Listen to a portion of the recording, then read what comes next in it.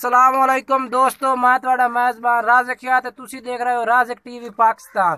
तो दोस्तों से गुजारिश है जिन्हें दोस्तों साढ़े चैनल सब्सक्राइब नहीं किया सब्सक्राइब कर दें और घंटी का बटन भी दबाएं ताकि नवी तो नवी वीडियो आप तक बआसानी पहुँचती रहे।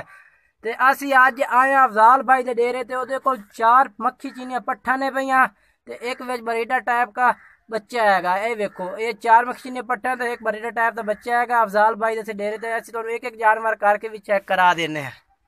तो दोस्तों से गुजारिश है दोस्त साढ़े वीडियो पूरी वेख सन ताकि तसल्ली नाल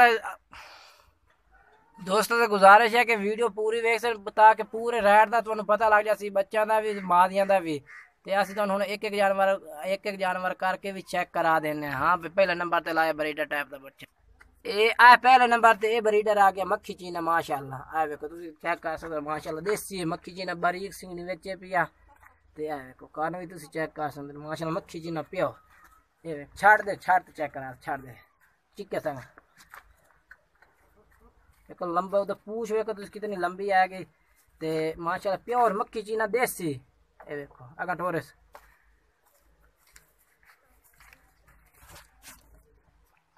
दोस्तों असं तुहानू पहले नंबर ते बरीडर टाइप का बच्चा भी दिखाया। तो हुण ओहदे नाल जेहड़े मक्खी चीने 4 मादे ने पहले नंबर ते मादी आ गई मक्खी चीने प्योर। वेखो तुम चेक कर सकते माशाअल्लाह ये भी मक्खी चीने ते प्योर देसी है पे। वेखो चलो ये भी छाड़ दे ये भी इनू टुरन दे टोर तो दिखा दो अगर चिक्के है। वेखो ये दूसरे नंबर पहले नंबर ते बरीडर तो दूसरे नंबर ते मादी आ गई टोर टोर का। ते आ तीसरे नंबर ते आ मादी आ गई तीसरे नंबर ते माशाअल्लाह ये भी प्योर मक्खी चीनी है भाई देसी है भाई ते नकौड़े वाली है भाई चिट्टी अख सफेद अख बेची है भाई माशाअल्लाह। देखो ये भी चेक कर सकते ये भी छोड़ दे चेक करा दे। चलो हुण लाया चौथे नंबर लाया मादी लाया चौथे नंबर ते आ चौथे नंबर ते आ मादी आ गई माशाअल्लाह ये भी मक्खी चीनी है भाई प्योर देसी है। ये देखो छाड़ दे भी छाड़ दे ये आ देखो।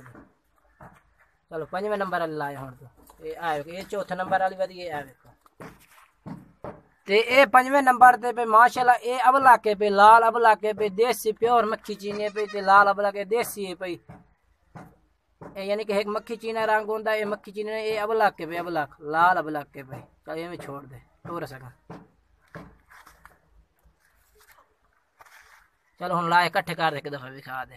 तो दोस्तों से गुजारिश है कि साढ़े चैनल बाकायदगी से वेख सें ताकि नवी तो नवी वीडियो आप तक पहुँचती रहे। तो आ वेखो माशाअल्लाह जानवर तो असीं चेक करा देने। आ वेखो तो अफजाल भाई नाल भी थोड़ी गाल करा दिसना भाई इन्हों का के मोल करता पिया अफजाल भाई। हाँ भाई अफजाल भाई दस इन्हों का मोल इतने वेच आ दस के मोल कर रहे हैं इन्हों का 10,000 पुट्ठे दा यार 10,000 ज्यादा नहीं है बच्चे ने 2 महीना दे फाइनल 8,000 हो जाए फी पुट्ठे दा फाइनल 8,000 नो जी ठीक हो गया। तो अफजाल भाई को माशाअल्लाह मक्खी चीने बकरियां भी होंदियां ने ते मक्खी चीने बकरे भी होंदे 2020 वाले भी इहदे कोल होंदे 2021 वाले भी होंदे ते इहदा नंबर स्क्रीन ते शो हो रही हो तुसीं इहदे नाल राबता कर सकदे ने। दोस्तों वीडियो अच्छी लगे तो इसे लाइक करना और शेयर करना ते कमेंट्स ज़रूर करना कि रेट कैसे लगे।